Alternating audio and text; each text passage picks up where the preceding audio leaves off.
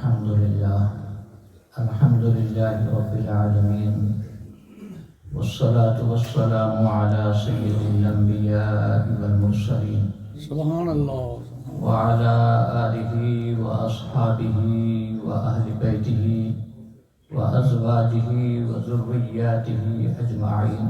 آمين. أما بعد، فأعوذ بالله السميع العليم من الشيطان الرجيم.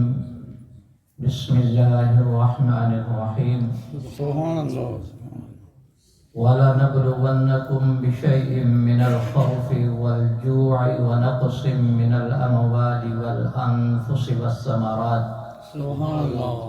وَبَشِّرِ الصَّابِرِينَ الَّذِينَ إِذَا أَصَابَتْهُم مُّصِيبَةٌ قَالُوا إِنَّا لِلَّهِ وَإِنَّا إِلَيْهِ رَاجِعُونَ. سبحان الله. صدق الله العظيم وصدق رسوله النبي الكريم. قال الله تبارك وتعالى في شان حبيبه الكريم: إن الله وملائكته يصلون على النبي حق نبی. يا أيها الذين آمنوا صلوا عليه وسلموا تسليما. اللهم صل على سيدنا النبي الكريم صلى الله عليه وسلم. اللهم صل على سيدنا ومولانا محمد وعلى آل سيدنا محمد وبارك وسلم عليه. الصلاة والسلام عليك يا سيدي يا رسول الله. الصلاة والسلام عليك يا سيدي يا رحمة للعالمين.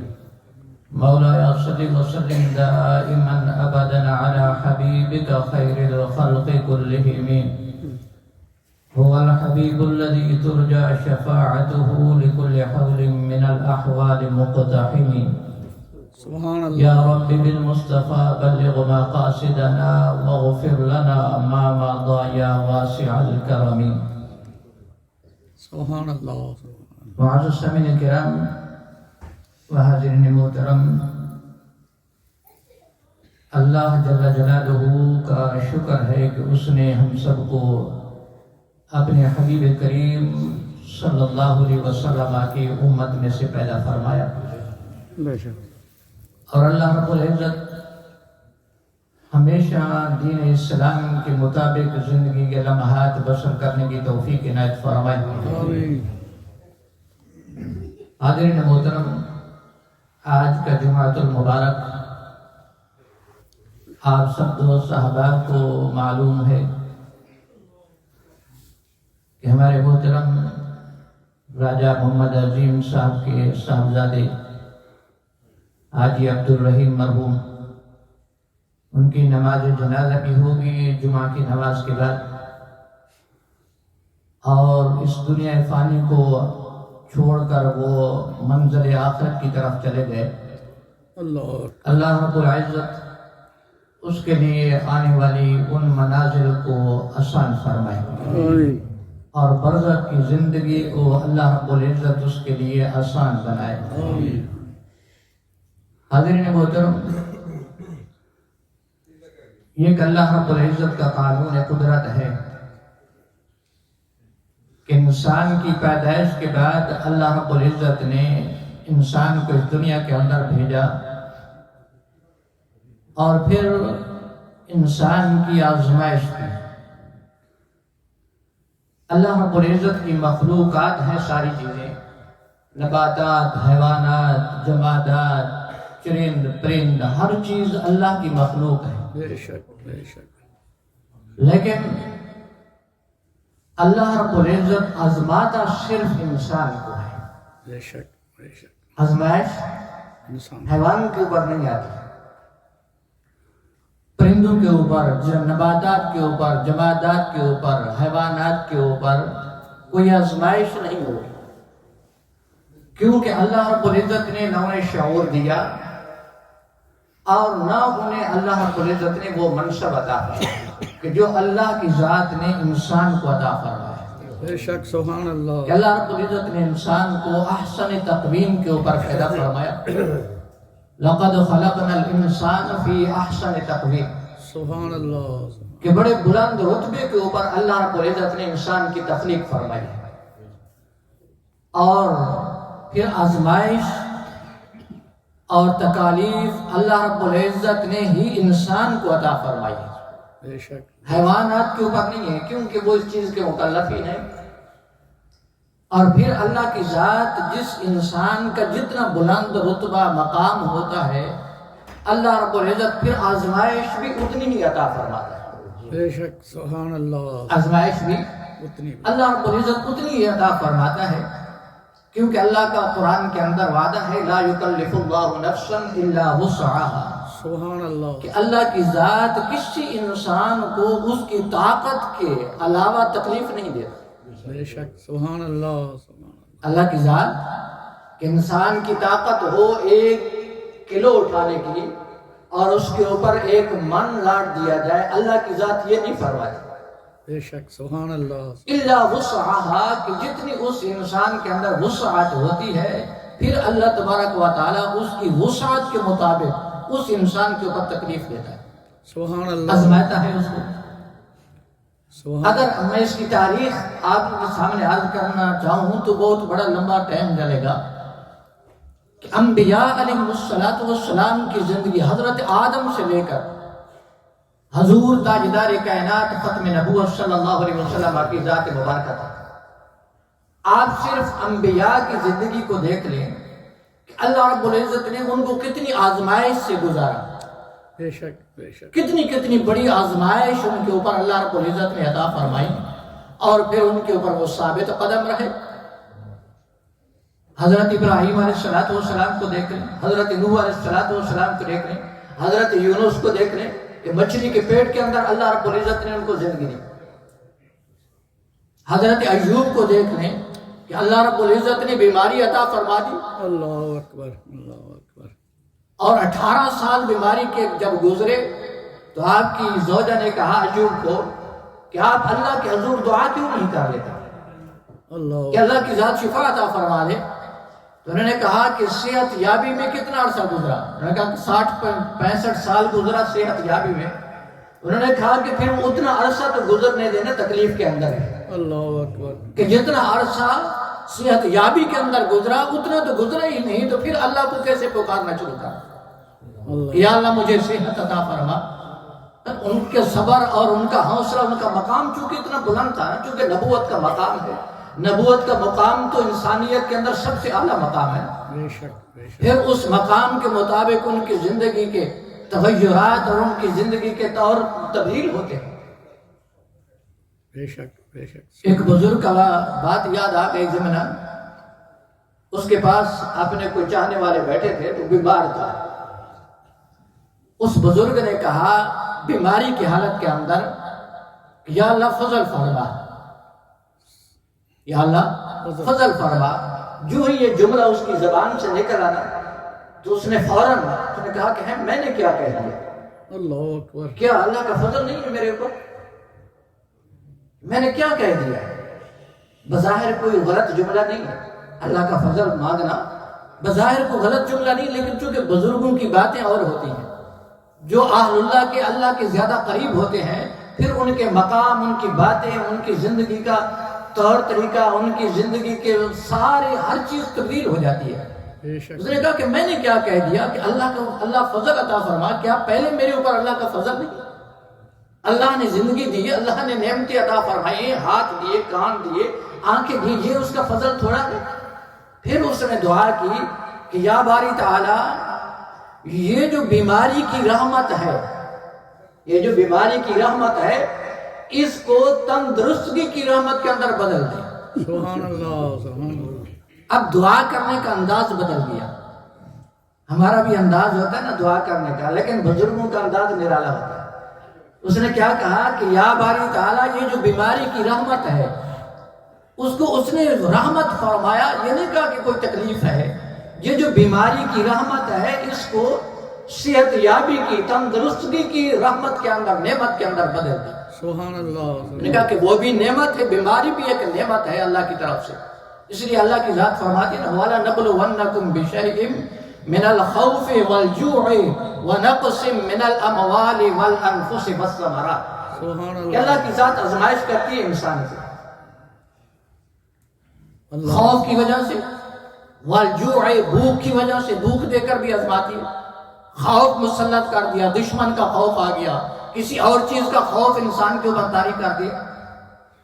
وَنَقْصٍ مِّنَ الْأَمْوَالِ، اور اموال سے آزماتی ہے اللہ کی راہ. مال دے کر لے لیتی ہے، مال دے کر بھی آزماتی ہے اور لے کر بھی آزماتی ہے، دونوں طرح سے آزمائش ہوتی ہے. مال جس وقت عطا فرماتی ہے تو پھر بھی وہ آزمائش ہے کہ کہیں اس مال کو اللہ کے راستے کے اندر اور شریعت کے مطابق تو خرچ کر رہا ہے، کہیں غلط کاموں کے اندر تو اس مال کو نہیں خرچ کر رہا، عیاشیوں کے اوپر تو نہیں خرچ ہو رہا یہ مال. اللہ اکبر. وَالْأَنفُسِ وَالثَّمَرَاتِ، اور پھر اللہ کی ذات اس انسان کو اپنی جان کی طرف سے آزماتی ہے. اپنی جان کے اوپر تکلیف عطا فرما دی، بیماری عطا فرما دی، کوئی اور ایسا معاملہ آ گیا کہ اللہ کی ذات اس انسان کی جان کو آزماتی ہے. وَالثَّمَرَاتِ، اور اللہ کی ذات پھلوں سے آزماتی ہے. پھل سے مراد علماء نے لکھا کہ یہاں سے اولاد بھی ہے، کہ اللہ کی ذات پھر اولاد کی وجہ سے آزماتی ہے کہ میرے بندے کی اولاد دے کر بھی آزماتی ہے، پھر اولاد لے کر بھی آزماتی ہے. اللہ اکبر. حدیث مبارکہ کے اندر آتا ہے کہ میرے آقا کریم علیہ السلام نے فرمایا کہ جب فرشتہ کسی انسان کے بچے کی روح قبض کرتا ہے، روح کو قبض کر کے اللہ کی بارگاہ کے اندر جب وہ ملک الموت واپس جاتا ہے تو اللہ کی ذات تو علیم بذات الصدور ذات ہے، وہ جانتی ہے. تو پھر وہ ذات اس فرشتے سے سوال کرتی ہے کہ تو نے میرے بندے کی اس بچے کی جو اس کی زندگی کا ثمر تھا، پھل تھا، آسرا تھا، اس کی جان لے لی، تو میرے بندے نے کیا کہا؟ اللہ کی ذات تو جانتی ہے، جانتی ہے ہر چیز. تو فرشتے سے ملک الموت سے اللہ کی ذات پوچھتی ہے کہ اس نے کیا کہا تھا؟ تو وہ عرض کرتا ہے باری تعالی تیرے بندے نے تیری حمد بیان کی، سبحان اللہ. اور انا للہ و انا الیہ راجعون پڑھا. تو اللہ کی ذات فرماتے ہیں پھر ایسا کر کہ جنت کے اندر جاؤ اور وہاں جا کر اس میرے بندے کے لیے جنت کے اندر ایک محل تیار کر، اس کا نام بیت الحمد رکھ دو، کیونکہ میں نے اپنے بندے کے اوپر ایک پریشانی بھیجی، تکلیف بھیجی، اور میرے بندے نے میری تعریف بیان کی، میری حمد کی اور میرا شکر ادا کیا، اور یہی کہا کہ باری تعالیٰ انا للہ و انا الیہ راجعون، کہ میں بھی تیری طرف لوٹنے والا ہوں، ہم سب تیری طرف لوٹ آئیں گے. تو گویا میرا بندہ جانتا ہے کہ مالک ہی میں ہوں اور خالق ہی میں ہوں، موت بھی میں دیتا ہوں، حیات بھی میں دیتا ہوں. سبحان اللہ. سبحان اللہ. یہاں ایک ضمن بات آ گئی موت و حیات کے حوالے سے. اللہ کی ذات جس سے موت عطا فرماتی ہے کوئی روک نہیں سکتی، کوئی نہیں سکتا. جس سے حیات دیتی ہے کوئی روک نہیں سکتا. یہ ابھی سیلاب آیا، سیلاب تو ہمارے ڈیرہ اسماعیل خان سے چونکہ میرا تعلق ہے، وہاں گاؤں ہے سبو، آپ نے شاید سوشل میڈیا کے اوپر بھی پڑھا ہوگا. تو وہاں وہ ٹرک جا رہا تھا، اس کے اوپر 3 بندے سوار تھے، ایک استاد تھا، ایک ڈرائیور تھا، ایک چھوٹا بچہ تھا، 10-12 سال عمر کی ہے، اس سے بھی کم تھا. وہ سیلاب کے اندر ٹرک بھی بہہ گیا، استاد بھی فوت ہو گیا اور ڈرائیور بھی فوت ہو گیا، دونوں فوت ہوئے. اور وہ چھوٹا بچہ جو تھا نا، وہ کہیں درخت کے آسرے کے اوپر درخت کو پکڑ لیا اسے، اور 4 دن تک باقاعدہ وہ وہی رہا. سبحان اللہ. سبحان اللہ. 4 دن گزر گئے، 4 دن بعد وہ ملا. 4 دن تک وہ بچہ کہتا ہے میں نے نہ کچھ کھایا، نہ پیا، نہ سویا. 4 دن پانی کی لہروں کے اندر، سیلاب کے اندر وہ پڑا رہا. چھوٹا بچہ ہے، وہ تو دہل کے بھی مر جاتا، خوف سے بھی مر جاتا. لیکن چونکہ اللہ کی ذات ہے، اللہ کی ذات نے، ہو سکتا ہے اللہ کی ذات اس کو کھلاتی پلاتی بھی ہو، یہ بھی کوئی بعید نہیں اس ذات سے. ہو سکتا ہے اللہ کی ذات اس کو کھانا مہیا فرماتی ہو سکتا ہے اللہ کی ذات اس کو سلا بھی دیتی ہو رات کو. اب 4 دن تک بڑا بندہ نہیں گزار سکتا بغیر سوئے. ایک دن اگر بغیر سوئے گزارے تو دوسرے دن انسان اٹھ نہیں سکتا. تو وہ چھوٹا بچہ، معصوم بچہ، تو ہو سکتا ہے اللہ کی ذات، میرا تو یہی ایمان ہے کہ اللہ کی ذات اسے سلاتی بھی تھی، بے شک. اور اللہ کی ذات اسے کھلا بھی دیتی تھی، اللہ کی ذات اس کی حفاظت فرماتی تھی. بے شک. سبحان اللہ. تبھی تو جا کر وہ 4 دن تک باقاعدہ حیات رہا، اور 4 دن بعد وہ وہاں لوگوں کو مل گیا. سبحان تو اللہ. اللہ کی ذات سے کوئی چیز بعید نہیں، وہ بڑا قادر ہے. لیکن ہماری توجہات اللہ کی ذات سے ہٹ گئی ہے.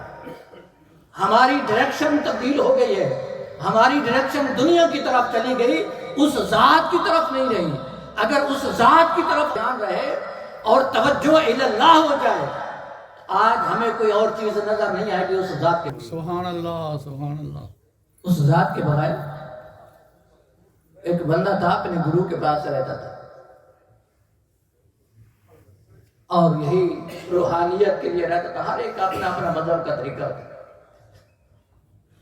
تو کافی عرصہ رہنے کے بعد اس نے کہا کہ حضور مجھے بھی کچھ دینا روحانیت۔ اس نے کہا کہ ٹھیک ہے آپ جائیں، ہمارا جو بادشاہ ہے اس کے پاس، وہ تمہیں بتائے گا۔ اس نے کہا بادشاہ کے پاس جانے کی کیا ضرورت، میں تو روحانیت کا طالب تھا، تو نے بادشاہ کی طرف بھیج دیا۔ بادشاہ کی طرف چلا گیا اور بادشاہ کو کہا، سارا معاملہ سنایا کہ مجھے فلان نے بھیجا ہے۔ اس نے کہا کہ ٹھیک ہے کہ ہمارے قافلے باہر سے گزرتے ہیں۔ مثال دے کر آپ کو بات عرض کرنا چاہوں گا کہ ہمارے قافلے باہر سے گزرتے ہیں، آپ وہیں کھڑے ہو جائیں دروازے کے اوپر، اور آپ کے سر کے اوپر دودھ کا پیالہ رکھا جائے گا، دودھ کا پیالہ، اور اس کو گرنے نہیں دینا۔ اگر یہ گر گیا تو میں تمہاری گردن مار دوں گا، ختم کر دوں گا تمہیں۔ اس کو نہیں گرنے دینا، اور دیکھنا کہ قافلے میں کتنے لوگ گزرے، کیسے گزرے، کیا کیا معاملات تھے قافلے کے اندر، پھر مجھے رپورٹ کرنا۔ اگر دودھ کا پیالہ گزر گیا تو تمہیں تیری میں جان ہی مار دوں گا۔ اللہ اکبر۔ وہیں جا کر کھڑا ہو گیا، دودھ کا پیالہ سر کے اوپر رکھ کر کھڑا ہو گیا، سارے معاملات دیکھتا رہا، اور جب ہر چیز ختم ہو گئی واپس آیا تو بادشاہ نے پوچھا کہ ہاں بھئی کیا دیکھا؟ اس نے کہا کہ بادشاہ سلامت، سیدھی بات ہے کہ میں نے تو کچھ بھی نہیں دیکھا، مجھے تو فکر تھی کہ میرا پیالہ نہ گر جائے، اور اگر پیالہ گر جائے تو میری جان کی اپنی کی فکر تھی، تو سامنے سے جو کچھ ہوتا رہا میں نے کسی کو خدا رہا میں نے دیکھا ہی نہیں، میری توجہ تو صرف پیالے کی طرف تھی۔ بات یہ ہے کہ اگر انسان کی طرف توجہ اللہ کی ذات کی طرف ہو جائے تو پھر انسان کو یہ دنیا کی رنگینی نظر نہیں آتی۔ بے شک سبحان اللہ۔ اگر توجہ الی اللہ ہٹ جائے تو پھر انسان اس دنیا کے اندر مگن ہو جاتا ہے، پھر ہر چیز ان سے سامنے نظر آتی ہے، چونکہ اس کی توجہ خالق کی طرف سے کٹ گئی ہے اور مخلوق کی طرف جڑ گئی، تو اس صاحب کی توجہ مخلوق کی طرف نہیں رہی، اس کی توجہ اپنے پیالے کی طرف رہی، تاکہ یہ پیالہ محفوظ رہے، میری جان محفوظ ہو جائے گی۔ تو آج ہماری توجہ اس خالق سے کٹ گئی ہے اور مخلوق کی طرف جڑ گئی، دنیا کی طرف جڑ گئی۔ ہم خالق سے جس دن سے کٹے تو پھر ہمیں ہر چیز نظر آتی ہے، اور جو اہل اللہ لوگ، بزرگ لوگ ہوتے ہیں، پھر انہیں دنیا اس لیے نظر نہیں آتی، دنیا کی طرف اس لیے نہیں جاتے کہ ان کی توجہ کا مرکز دنیا نہیں رہتی، ان کی توجہ کا مرکز اللہ کی ذات ہو جاتی۔ سبحان اللہ سبحان اللہ۔